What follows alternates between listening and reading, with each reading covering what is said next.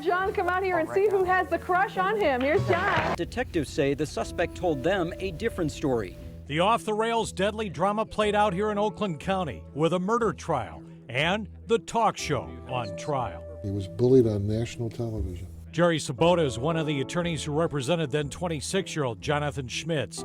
He remembers how two of Schmitz's friends, Donna Riley and Scott Amedure, along with TV producers, lured Schmitz on the Jenny Jones Show back in 1995. They lie to him. He's going there on a first-class ticket to meet some beautiful woman. The attorney says the video proves it. Look at Schmitz's body English when Scott Amedure would hug him, that this awful shock of his life would be on national television for all to see. Did you think Donna had the crush on you?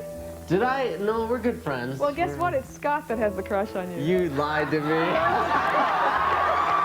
Schmitz, his attorney says, tried to maintain his composure in the heat of the moment. Are you involved with anybody, or? No, but I am definitely heterosexual, I guess you could say. The show never aired because the drama didn't end there in that Chicago TV studio. 3 days after taping, Amedure would put a love note on the door of Schmitz's apartment in Oxford Township, along with this flashing light. Schmitz then bought this shotgun, drove over to Amedure's trailer, and killed him, and called 911. Okay, why did you do that? Frank Amedure was at the scene of his brother's murder. He opens up to us what he still doesn't know. Why? What did Scott talk about to him just prior to you killing him? When you were shooting my brother, was that third shell intended for Gary Brady, the witness? Were you going to kill yourself? Were you going to just unload some more shots into my brother? Schmitz had previous issues of being mentally unstable, even suicidal. It came out in his trial. The Jenny Jones producers didn't check. They kept pushing and they kept pushing.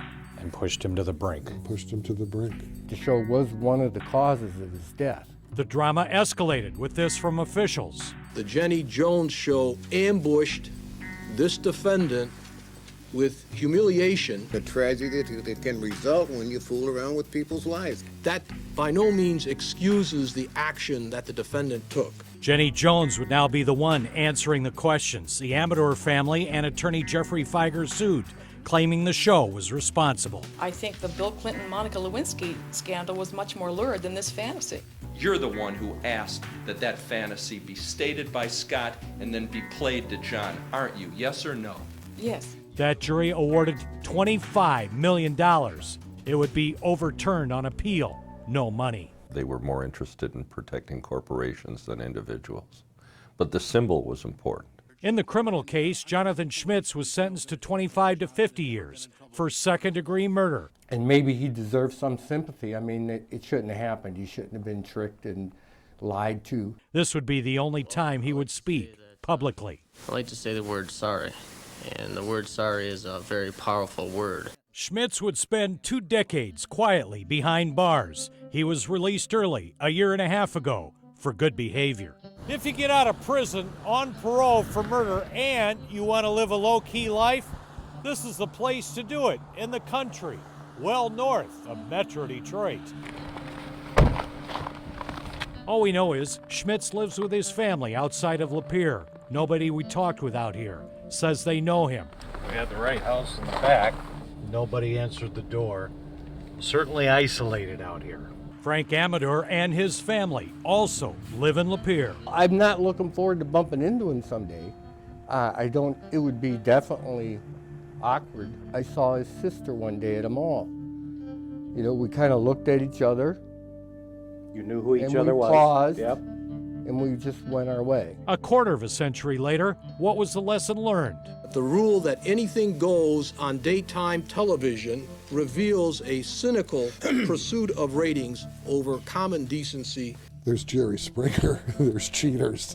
I mean, there's those programs, so I don't know that we learned anything from it. You know, people like to watch other people get hurt.